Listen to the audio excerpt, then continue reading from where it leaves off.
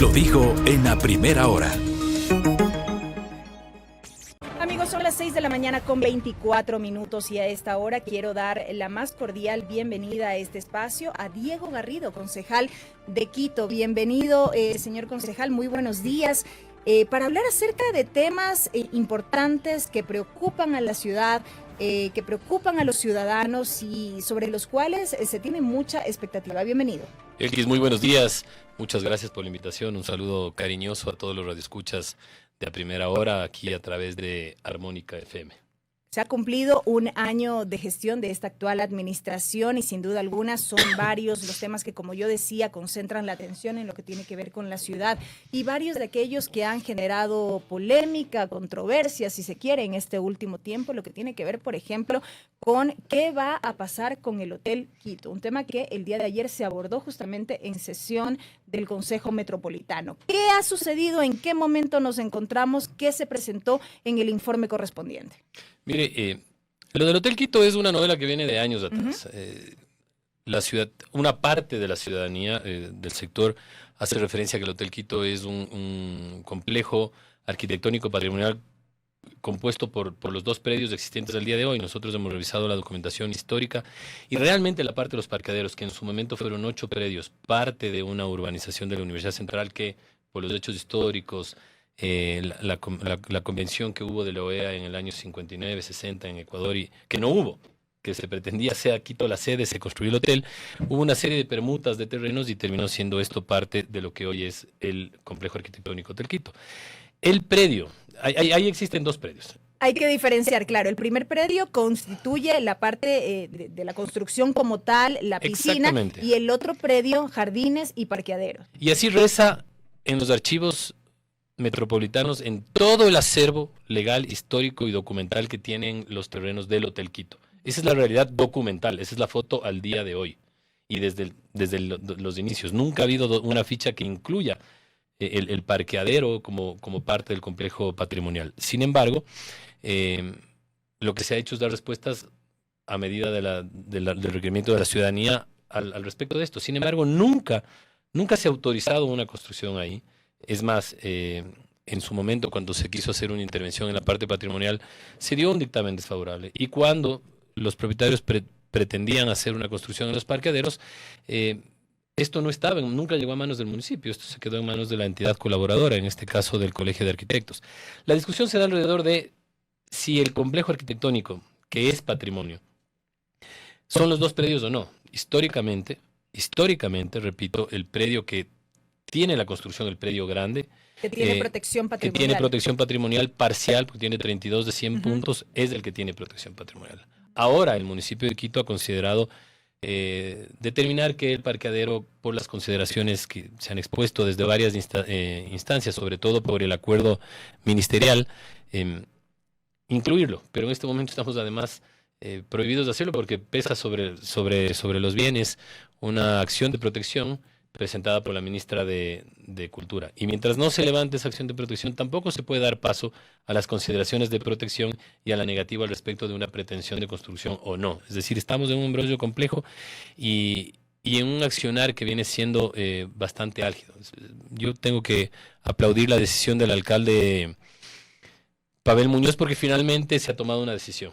Muchas alcaldías, históricamente, inclusive los 4 alcaldes que firmaron una carta tomando una posición al respecto, nunca tomaron cartas en el asunto sobre cuál era la verdadera postura. Nunca tomaron una postura y nunca tomaron una decisión. Así que yo creo que más allá de lo que yo pueda afirmar 15, 20, 8, 10 años después de mis funciones, lo importante es lo que uno ejecuta.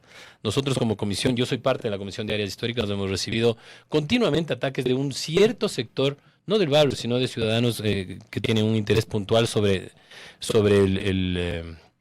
este hecho, sobre el tema del Hotel Quito, y el día de ayer yo fui muy claro en pedirle al señor alcalde que hagamos un peritaje para ver si es cierto que el municipio ha adulterado o ha manipulado los documentos del archivo histórico, porque creo que hay que hablar con la verdad. A mí me da mucho dolor ver cómo la gente de Solanda llegó el día martes, en el anterior sesión de consejo, a reclamar su justo derecho de lo que está viviendo, una situación trágica en la que se le está cayendo su casa, de la que se le está cayendo el esfuerzo de toda su vida, de la que hay nietos que hoy no pueden habitar la casa que les dejó sus abuelos.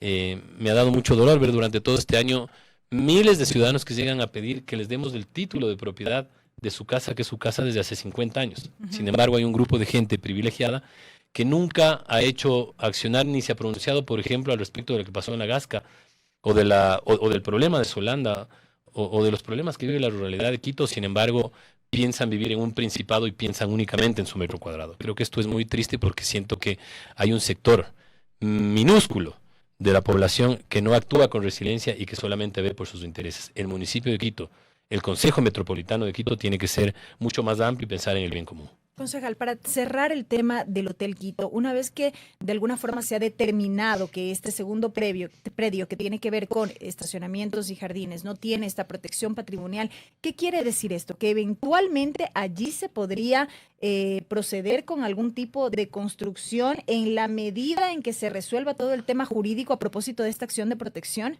Así es, pero el señor alcalde el día de ayer ha propuesto que se tenga contacto con el ministerio, que el ministerio siga el debido proceso conjuntamente con el municipio para darle una protección parcial hasta que se tome una determinación final. No creo que se dé paso a nada, y digo creo porque no soy quien para autorizarlo o no.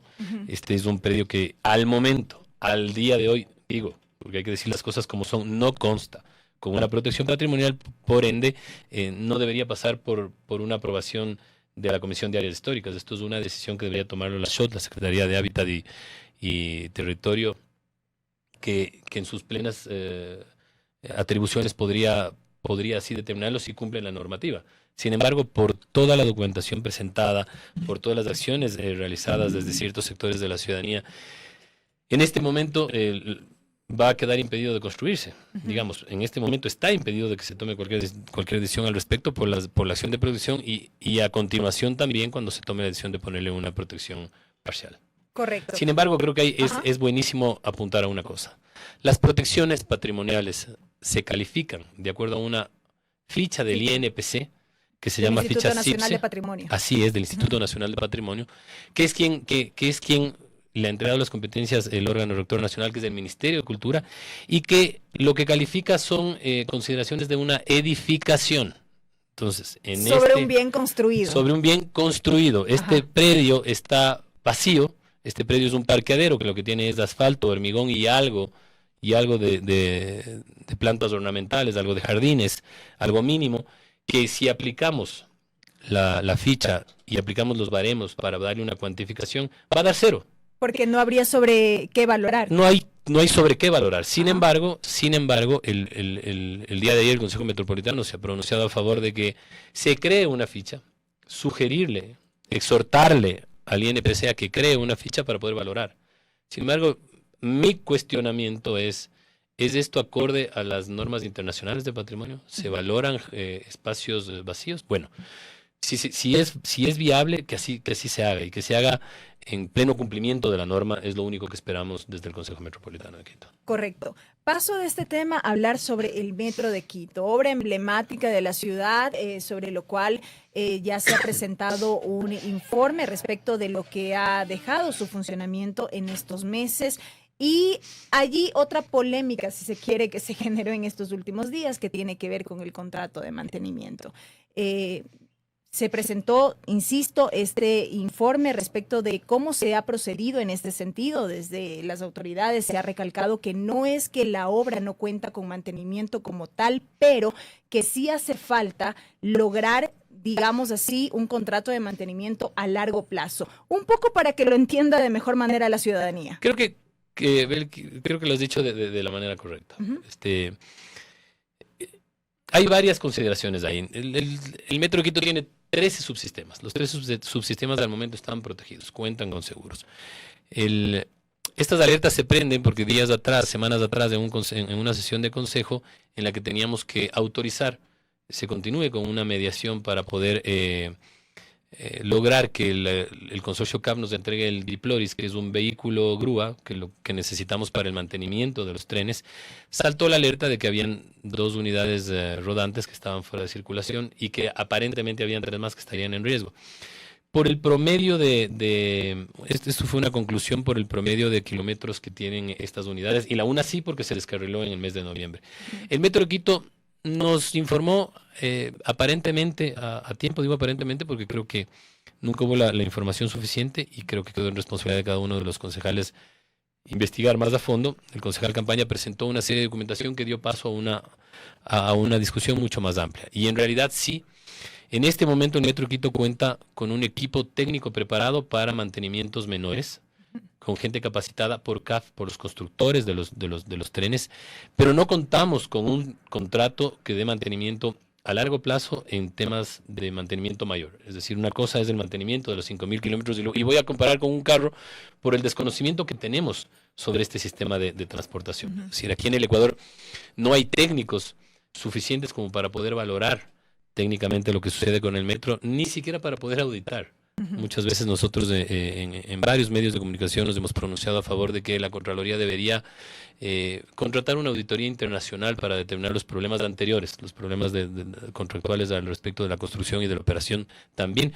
Pero en el tema específico del mantenimiento, lo que va a suceder, se ha caído ya el proceso de contratación. Lo que sucede realmente es que en el año 2014, cuando se compraron las unidades rodantes, ¿se debían haber comprado con mantenimiento? Sí, así reza la ley de contratación pública. Cuando usted compra una flota debe contratarla con mantenimiento. Sin embargo, por la línea de tiempo, yo creo que en ese sentido debía haber habido una cláusula que diga a partir de que las unidades entren en funcionamiento. Simplemente así. Y en ese momento se pretendía tener un contrato por parte de CAF de $2.8 millones anuales para el mantenimiento. Lo que entorpece la contratación es que ahora que se pretendió contratar por parte de esta administración, el CAF subió en estos 10 años de $2.8 millones a $7 millones.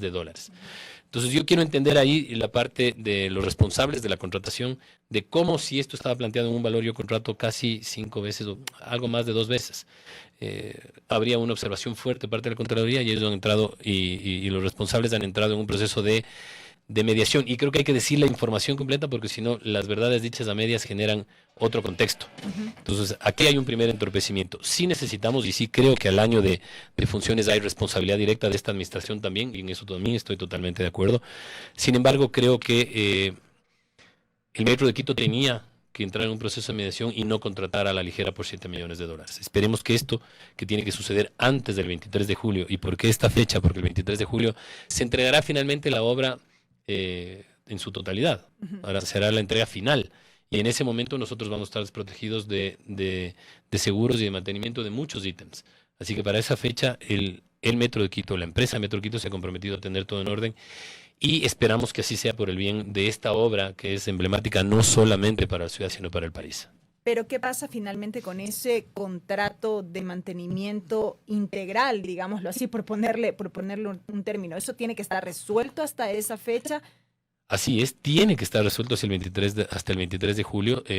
Tiene que haberse negociado un precio que sea adecuado para que todos los ciudadanos que somos quienes pagamos finalmente este servicio, veamos esto como un proceso legítimo. Yo creo que, insisto, creo que el gerente ha hecho bien en tomarse tiempo de negociar a favor de la ciudad. Sin embargo, hay una línea de tiempo que no puede pasar, hay una línea roja en la que se tienen que concretar las cosas y esa es el 23 de julio. Así que esperamos que el 23 de julio esté contratado. Hubo un proceso ya en el que lamentablemente se dio de baja. Dicho de paso, la ley de contratación pública y el sistema de contratación es terriblemente caótico en el país. Es una de las cosas que más detiene el desarrollo y la gestión de las diferentes entidades públicas, no solamente a nivel local, sino a nivel nacional también. Y creo que es urgente pensar en una reestructuración del Estado, porque esto es parte de la estructura del Estado. Así que es importante verlo desde esa óptica también. Muy brevemente, para ir cerrando también este tema, concejal, ¿cómo valora o evalúa usted el funcionamiento del Metro de Quito hasta este momento? Evidentemente habrá temas todavía que deben corregirse para mejorar justamente el servicio en favor de los ciudadanos, pero ¿cómo lo evalúa usted? Desde luego que sí, yo creo que hay muchos temas pendientes. Sabíamos cuando se iba a inaugurar que, por darle un ejemplo, la operación automática, autónoma, digamos, sin operador estaba en construcción. Esto fue parte de materia contractual en la que se tuvo que hacer una adenda para poder entrar en funcionamiento. Creo que la evaluación la hace la gente le ha dado un 9,3 sobre 10. y creo que eso dice un poco el sentir de la ciudadanía y yo me hago eco de ello. Creo que el metro vino para constituir una nueva realidad en la transportación y en la movilidad de la gente. Sin embargo, es insuficiente mientras no tengamos las obras complementarias y mientras no tengamos las políticas complementarias, como son, por ejemplo, el aprobar con urgencia el rediseño de rutas y frecuencias en superficie que nos abonen de mayor cantidad de pasajeros. A día de hoy hay un promedio cercano a 140.000 diarios. Se habla de que la sostenibilidad está en 400.000. También hay que ser claros que la sostenibilidad del metro no se da solamente en términos económicos. Los términos sociales que abona el Metro de Quito en esta realidad son mucho más importantes. La gente pudiendo hacer otras actividades, ahorrándose 2 horas del día en su transportación, teniendo más tiempo para compartir en familia, o para hacer deporte, o para tener una mejor calidad de vida, o para generar mayor eficiencia en sus negocios y en sus trabajos, creo que son realidades socioeconómicas muy importantes. Y un valor agregado muy grande para mí es el ahorro de emisiones que estamos teniendo a nivel ambiental. Esto es un componente importantísimo que transformará en definitiva en algún momento la realidad de Quito y la realidad de la movilidad en el Ecuador. Correcto. Concejal, me quedan apenas un par de minutitos, quizá menos, y no quisiera dejar por fuera un tema que también es importante para la ciudad y tiene que ver con la aprobación que se produjo la semana anterior, si no me equivoco, respecto de la actualización del plan de uso y gestión del suelo. Mire, como es de conocimiento público, en el año 21 se aprobó esta ordenanza, el PDMOT y el PUX. Tenía que al año siguiente sufrir una reforma que no sucedió, que no se trató en el Consejo Metropolitano de ese momento, y nosotros, dando cumplimiento a lo que dice el COTAD, en el primer año de gestión hemos aprobado la actualización del PUX. Eso es lo que ha sucedido en este momento. Hemos actualizado estos 2 documentos que constituyen una ordenanza importante, porque nos dan las cartas de navegación como ciudad para los siguientes 12 años. Ahora para los siguientes 9, porque como apunto hace pocos minutos, en el 2021 fue cuando se promulgó, se sancionó esta ordenanza y estará vigente hasta el 2023. Los hechos más importantes creo que son el contener el crecimiento de la mancha urbana por muchas consideraciones, por mantener un poco la lógica de la vida rural. Sin embargo, yo he hecho una crítica importante al respecto porque creo que las medidas que se toman son parche. La realidad nacional, si hubiera sido preocupación de los gobernantes, no solamente del municipio, a nivel histórico estaríamos viviendo otra realidad. Creo que debíamos haber pensado primero en que Ecuador tiene una realidad histórica que está ligada al agro y que la agroindustria era el camino del desarrollo, y seguramente si hubiéramos pensado desde esa lógica la educación, la cultura, el crecimiento de obras de infraestructura, le hubiéramos dado potencial a varios cantones. Yo siempre reclamo, por ejemplo, el hecho de que no haya un colegio técnico o de que haya habido un gobierno que termine con la educación técnica y con los colegios normalistas que preparaban maestros.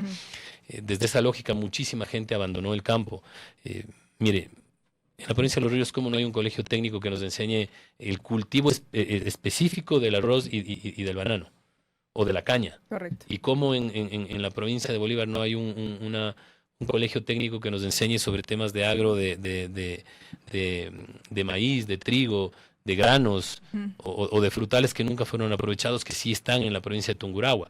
Estas realidades, mire, el Ecuador exporta miles de toneladas de rosas y sin embargo Francia tiene las mejores fragancias y Ecuador no. Correcto. Somos los mayores exportadores de cacao del mundo, o uno de los primeros, y los mejores chocolates están en Suiza y no en Ecuador. Si hubiéramos tenido esa lógica, la gente hubiera desarrollado sus realidades en sus localidades y no hubiéramos tenido el sueño urbano, que es haber sobrepoblado Quito y sobrepoblado Guayaquil principalmente, y también fenómenos que están sucediendo a nivel local en varias provincias. Y de ahí la importancia de este tipo de herramientas. Sin embargo, como no sucedió eso a tiempo, tuvimos que dar este paso a crear estas herramientas que ahora tenemos que contener el crecimiento de la mancha urbana, porque la ruralidad debe tener una realidad, y que es cierto. Sin embargo, ¿qué va a pasar si no tenemos las obras de infraestructura con edificios de más de 30 pisos en el hipercentro? ¿Qué es la lógica? Que está bien. Correcto. Que tenemos que repoblar las zonas consolidadas como la 10 de agosto, que se abandonó porque no hubo un plan emergente después de la salida del aeropuerto, del centro urbano, porque no entendimos, porque la administración de ese momento no entendió que el desarrollo económico se daba a través del aeropuerto, y el aeropuerto ahora está en la ruralidad y tiene otra realidad, y me parece muy bien que esté allá. Eso dio paso en cambio a que regionalmente las exportaciones vía aérea crezcan en un 1.500% y superen los 1.000 millones de hace algunos años. Así que todas estas consideraciones debían haber sido tomadas en cuenta hace años. Lamentablemente no se ha dado, y el día de hoy no el municipio de Quito, los GATS estamos obligados a normar de una manera lamentablemente discrecional, porque dejamos muchas cosas de lado. Correcto, concejal. Con esto me quedo. Quiero agradecerle a usted por su tiempo, por haber estado con nosotros hoy en este espacio. Muchas gracias por la invitación. Un abrazo a todas las quiteñas y quiteños. Diego Garrido, concejal de Quito, acompañándonos aquí en A Primera Hora. Amigos, son las 6 de la mañana con 44 minutos. Primera plana. Todas las noticias, todas las voces.